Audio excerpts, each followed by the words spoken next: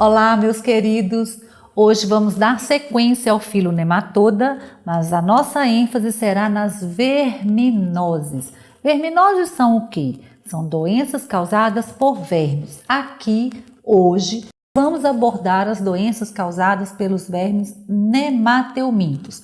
Quais são essas parasitoses ou verminoses? Até bom, vou fazer um comentário. Parasitose é a mesma coisa que verminose? Toda parasitose é uma verminose? Toda verminose é uma parasitose? Nossa, que coisa confusa! Então, vamos resolver isso de uma vez. Toda parasitose é qualquer doença causada por parasita. Seja ele um vírus, uma bactéria, um fungo, um protozoário, um verme. Ponto. Toda verminose é toda doença causada por verme. Então, vamos lá. Tem parasita do tipo vírus, parasita do tipo bactéria, parasita do tipo protozoário, parasita do tipo verme. Verminose é só verme que está dentro de reino animal. Parasita engloba tudo. Então agora vamos falar das verminoses do filo Nematoda. Quais são elas? Ascaridíase, ancilostomíase, também chamada necatoríase, também chamada amarelão, bicho geográfico, filariose, também denominada elefantíase, oxiurose, enterobiose.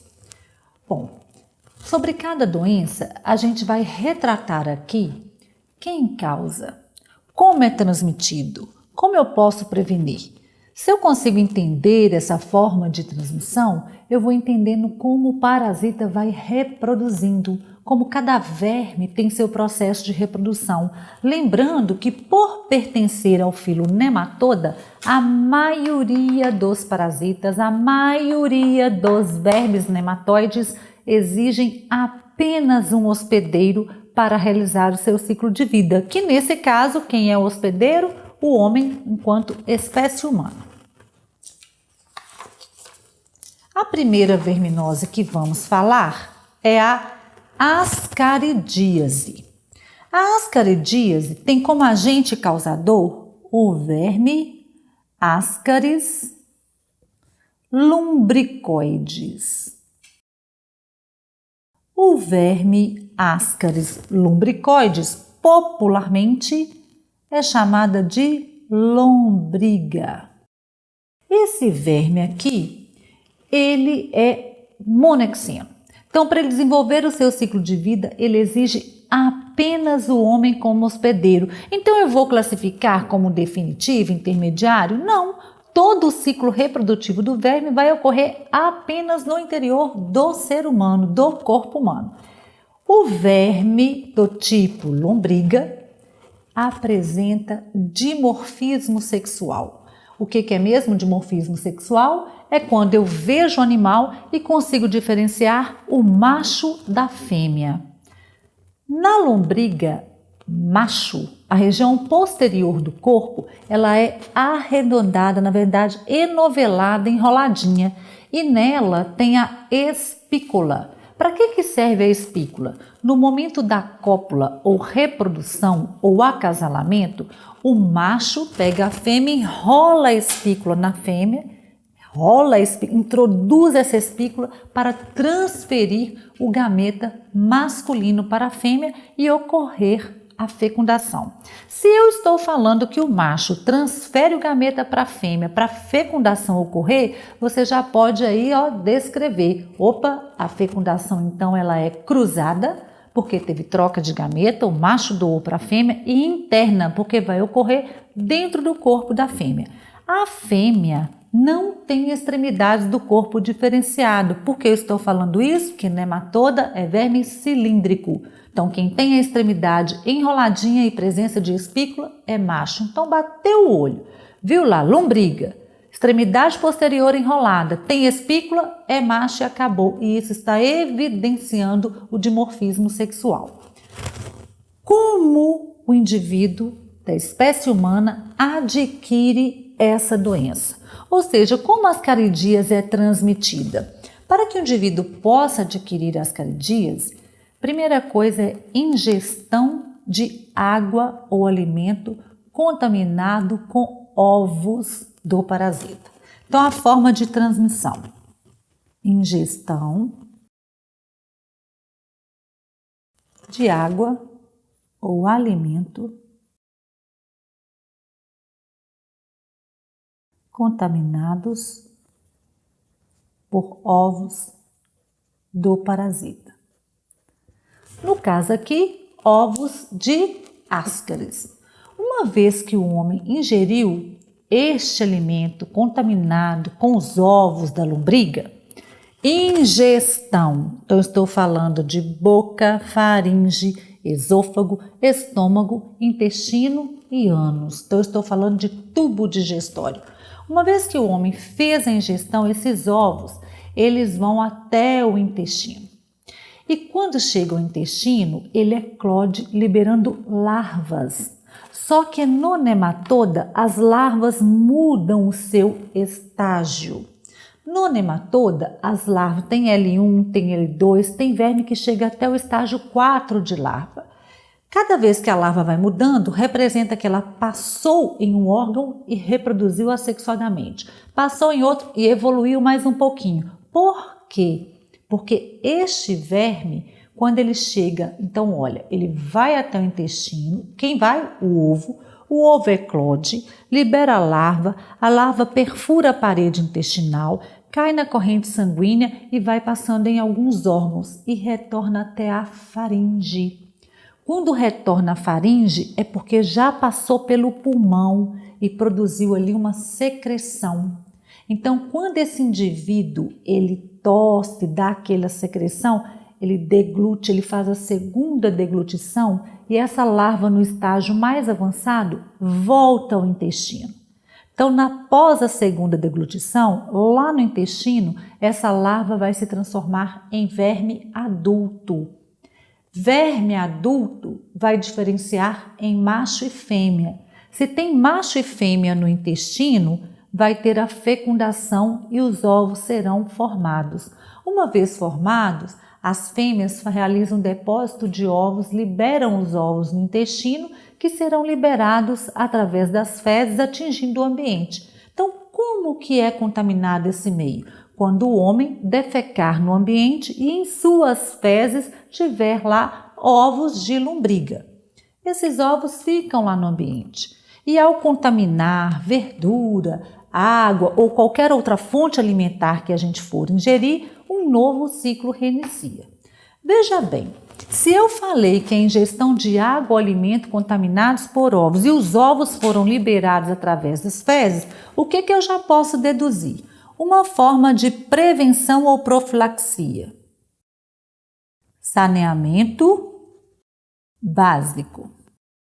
Saneamento básico. Instalação sanitária cabe aqui? Claro.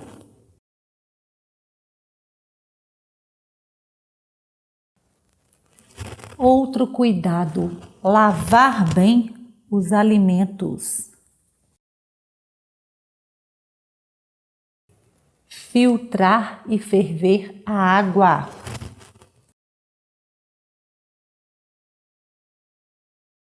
Ou seja, ingerir alimentos que não estejam contaminados. Água e alimentos que não estejam contaminados com os ovos me dá aí uma forma profilática, uma forma de prevenção. Além da ascaridíase, nós temos a ancilostomíase ou necatoríase ou amarelão. Aqui, por que muda o nome? Porque nós temos duas possibilidades de vermes para causar a mesma doença.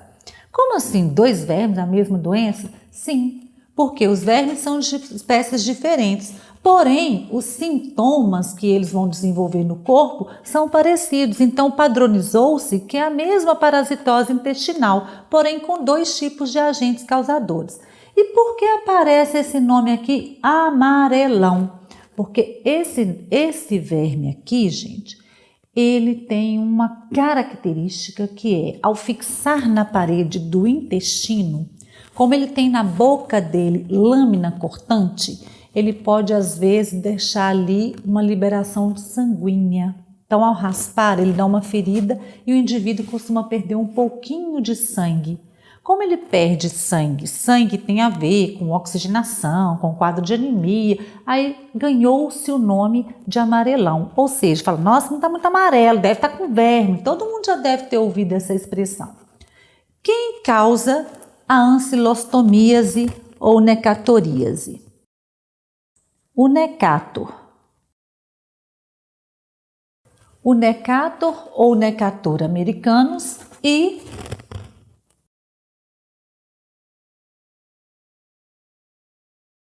o Ancilostoma duodenale. Duodenale lembra duodeno, então já pode ir, parasita intestinal. Então, a espécie Necator americanus, Ancilostoma duodenale são as duas espécies responsáveis por causar a ancilostomíase. Como ocorre a transmissão dessa doença? Aqui eu não preciso ingerir. Todas as vezes que eu tiver contato com o solo que esteja contaminado com a larva do parasita, a larva penetra a minha pele. Mas bem, como essa larva chegou ao ambiente? Na verdade, os ovos foram liberados e eclodiram. Uma vez que essa larva penetra a minha pele, ela cai na minha corrente sanguínea e vai passar em vários órgãos. E lá no intestino, essa larva se transforma em verme adulto. E ao se transformar em verme adulto, esse animal também é um verme nematoda, também terei macho e fêmea, ele vai reproduzir sexuadamente, produzir ovos e o homem, ao defecar, vai liberar esses ovos no ambiente. Então, nessa doença, a forma de transmissão é a penetração ativa de larvas que estão no solo. Então, essa larva não está nada, está lá na terra. Tive contato, adquiri o estágio larval, transformou em verme adulto, produziu ovos, eu defequei no ambiente, continuei contaminando esse ambiente. Veja bem, então, o nome popular dessa doença é doença do Jeca Tatu. Todo mundo já deve ter conhecido o personagem Jeca Tatu. Ele andava descalço. Por que ficou rotulado? Então, uma forma de prevenir é não andar descalço em terras que eu não tenho conhecimento prévio, que eu não sei, né? Como é que eu vou ficar vendo lá a gente não vê? Então, uma forma de prevenção é andar calçado. Isso é uma forma simples, básica. Se eu disse que o ambiente foi contaminado porque o homem defecou nesse ambiente, liberou em suas fezes ovos do parasita, saneamento básico, instalação sanitária, são medidas profiláticas ou medidas de prevenção. Claro, em toda e qualquer doença, também entra uma prevenção eu tratar o doente. Se o doente é a forma infectante, se eu trato, ele vai deixar de contaminar o ambiente. Uma outra doença, também causada por verme nematoda, é o bicho geográfico. Alguns também denominam de larva migrans, né? Essa doença é típica quando você está lá curtindo suas férias, está lá na praia, andando descalço, estendeu lá a sua toalha, sua cama, o que for, ficou esticadão lá, achou que estava arrasando, mas descuidou e teve contato com a areia. Se a areia estiver infectada, contaminada, vai te infectar. Ah, mas eu nem fui à praia, apareceu esse bicho chato aqui em mim, eu tenho que tratar. Provavelmente você teve contato com as areias de pracinhas, de parques, onde lá no seu condomínio, por exemplo, você desceu lá, sei lá, com seu irmão, você foi jogar uma bola, tinha areia, mas a sua vizinha levou o totó dela também para passear lá. Só que a sua vizinha ficou batendo papo, totó passeando, o totó defecou. Por que eu estou falando isso? Porque o bicho geográfico é uma doença que ocorre no ser humano. Mas o verme, ele é típico de cão e gato. Lá no cão e no gato, ele faz o ciclo dele de parasita intestinal tranquilo. No ser humano, ele não é parasita intestinal e ele não evolui para verme adulto. Como que acontece? Então, quem vai causar? Aqui é uma larva, a larva migrans. Mas essa larva é de qual verme? Do Ancylostoma?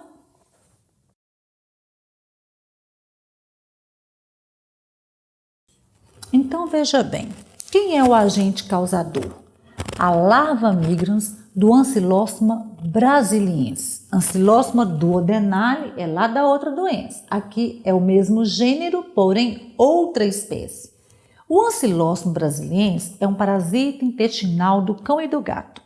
Porém, quando o cão ou o gato defecam no ambiente e eu tenho contato com aquela areia que o cão ou que o gato defecou e em suas fezes tinha lá os ovos do ancilóstoma, esses ovos eclodem no ambiente e lá no ambiente fica a larva. Quando eu tenho contato, essa larva penetra a minha pele. E por que ela recebeu o nome de larva migrans? Porque ela vai migrando. Ao penetrar a minha pele, ela não cai na corrente sanguínea. Por que ela não cai na corrente sanguínea? Porque ela não é um parasita típico da espécie humana, não é meu parasita intestinal. Acidentalmente, eu contraio a larva, eu já contraio um estágio. No meu corpo, a larva fica passando abaixo da minha pele. Por isso ela vai rastreando, por isso a gente fala bicho geográfico. Ele vai definir a geografia dele, porque ele circula em vários locais. Aí ele vai deixando aquele rastro, aquela marca. Quando eu olho, provavelmente ele já não está ali mais. Só que quem tem diz que dá muita coceira, prurido, irritabilidade. Esse bicho geográfico, essa larva migrans no ser humano não vai evoluir para verme adulto. Ponto, ela vai morrer. Fala assim, ninguém vai morrer pela doença bicho geográfico, ou alguns chamam de larva migrans. Ninguém vai morrer por isso.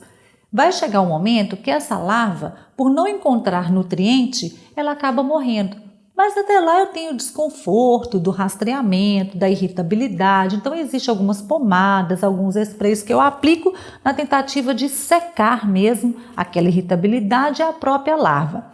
Então como que eu vou adquirir? Penetração ativa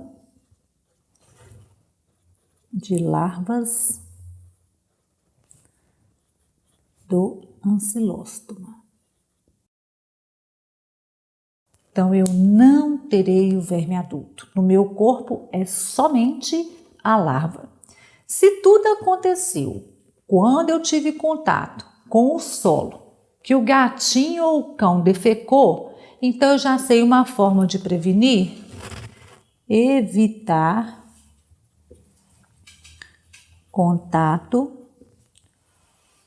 com areias contaminadas.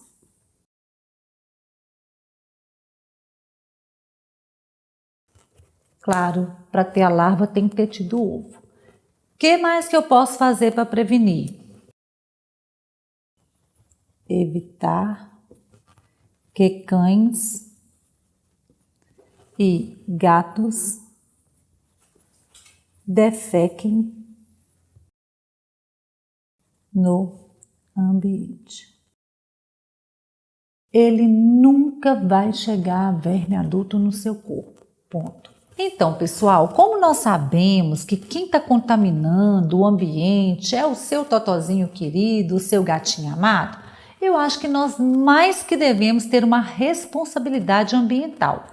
Quando você for passear com seu cãozinho, com seu gatinho, é dever, eu falo nem deve ser ideia, é dever você levar. Em muitos locais aqui no país já acontece, né? Tem algumas cidades, vou citar como exemplo aqui Porto Alegre, é muito comum nas ruas a gente ver a cada intervalo de tempo um recipiente e lá é cheio de sacolinha, porque se você estiver passeando com o seu cãozinho, com o seu gatinho e ele tiver a necessidade de realizar, né, as funções vitais de defecar, ele faz, libera as fezes, você enquanto dono daquele animal, criador e que ama aquele bichinho, deve amar o meio ambiente também, você pega a sacolinha, recolhe as fezes e joga na lixeirinha.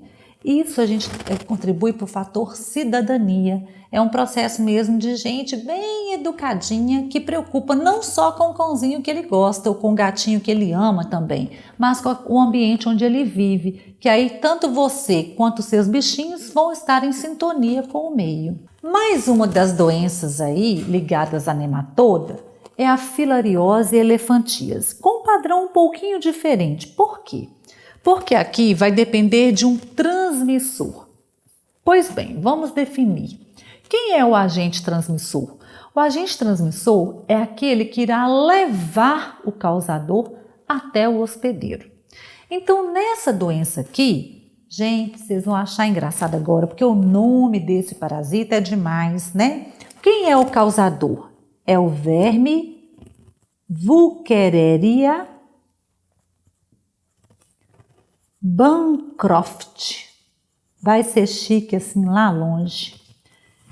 Uns pronunciam Wuchereria. Wuchereria Bancroft é o verme nematoda causador da filariose. Por que ganhou o nome filariose? Porque esse verme tem a larva filária ou microfilária e ela é a forma infectante para o ser humano. A Wuchereria Bancroft, que é o verme adulto, eu vou encontrar no ser humano. Mas quem vai transmitir a microfilária ou a filária para o ser humano é um mosquito do gênero Culex. Então, esse inseto que é transmissor, o que é o papel desse inseto? Levar a larva para o ser humano. Mas para que ele leva? Na verdade, o mosquito ele é hematófago. Ele vai alimentar-se de sangue. Quando ele alimenta do sangue humano, se ele, mosquito, tiver a larva, ele transmite para o homem. Uma vez transmitida para o homem, essa larva no corpo humano, onde que ela vai?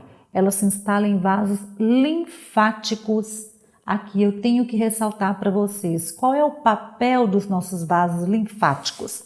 Às vezes você vai falar assim, não sei, mas se eu falar com você, mas você sabe o que é uma drenagem linfática. Uma drenagem linfática é muito utilizado aí na área da estética, né, de tratamentos estéticos. Para quê? Para reduzir volume. Por que reduz volume? Porque o sistema linfático todos nós temos, viu gente? O papel dele é retirar o excesso de líquido do nosso corpo. Se eu tenho um parasita no meu vaso linfático, esse parasita está reproduzindo. Ao reproduzir, ele obstrui o meu vaso linfático. Se ele obstrui o meu vaso linfático, o meu vaso vai perder o papel de drenar, de retirar o excesso de líquido. O que vai acontecer com aquela área? Aumento exagerado de volume. Por isso a doença também é conhecida como elefantíase. Elefantíase porque o membro fica tão aumentado pela retenção de líquido que lembra órgãos do elefante, membros, patas de elefante, de tão grande que fica aquele órgão. Quando chega esse ponto, gente, a gente não consegue reverter, porque na maioria das vezes, por obstruir vasos linfáticos, interfere no sistema circulatório sanguíneo e leva a uma necrose, a uma morte de alguma região ali daquela área, daqueles vasos. Por isso que às vezes a gente vê, está aumentado, aí a gente observa e fala, nossa, mas já está preto, está escuro, está afetando o circulatório.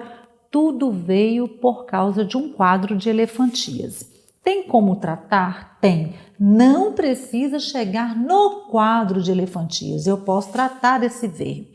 Então, olha bem, nessa doença, o que é importante aqui? Saber que tem o transmissor, saber que fica no vaso linfático, por isso leva ao aumento exagerado. Então, a forma de transmissão é a picada do inseto do gênero Culex, é um mosquitinho que transmite a larva filária. Olha, se é pela picada, eu já posso deduzir que essa larva está na saliva do mosquito. Então, o mosquito, ao picar o homem para se alimentar, introduz no homem a larva filária e no homem a Voqueréria vai fazer o seu ciclo reprodutivo, produzindo novas larvas. Se outro inseto for picar, o inseto que vai se infectar, mas nele não tem a doença, mas ele continua propagando. Então, se o inseto é o vetor, é o transmissor, é aquele que está levando o parasita, uma medida preventiva ou profilática é controlar a população do vetor. Aqui eu quero chamar sua atenção. Talvez alguns livros colocam assim, eliminar o vetor. Hoje a gente não usa muito isso. O termo eliminação, exterminar, por que a gente não usa? Pela questão ambiental. Por a gente sempre estar focada ao ecossistema, à cadeia alimentar, ao papel de cada ser vivo. Por isso os livros mais atualizados sempre colocam controlar a população de vetor, fazer o controle do vetor, tá? Outra forma de prevenir é utilizar telas na janela. Nas janelas, nas portas, igual a gente faz o controle com qualquer tipo de inseto. Tratar o doente? Sim, porque se eu trato o indivíduo doente, eu estou evitando que o vetor continue adquirindo a larva. Então, falou filariose, vai lembrar que depende do transmissor. Esse transmissor é um mosquito, um inseto, um mosquito do gênero Culex, que na saliva dele vai ter a larva que é a forma infectante para o homem. E mais uma doença que nós temos, causada por nematoda, é a oxiurose ou enterobiose. Por que dois nomes? Que são dois vermes de espécies diferentes que causam o mesmo quadro clínico, o mesmo sinal e sintoma. Quais são eles? O Oxiurus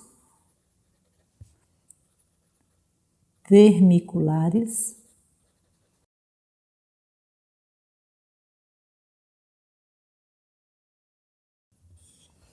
Oxiurus vermiculares e Enteróbios vermiculares são os dois causadores da oxiurose e enterobiose, respectivamente aí, né, gente? Qual que é a forma de transmissão? Uma das formas de transmissão é quando eu faço a ingestão de algum alimento contaminado por oxiurus. Mas por quem? Por ovos do parasita. Isso é uma transmissão que depende de um outro fator. Então, ou seja, eu preciso ingerir. Nessa doença aqui, você já vai entender por quê, também tem a autoinfestação. A gente não fala autotransmissão, mas a gente fala autoinfestação. Por quê?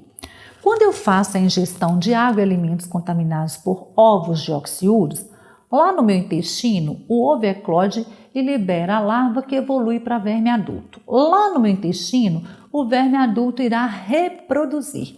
Quando ele reproduz, a fêmea faz postura de ovos na região anal. Agora tem uma diferença, ela faz a postura de ovos na região anal e o indivíduo, quando vai defecar, vai carrear esses ovos junto com as fezes que irão atingir o ambiente.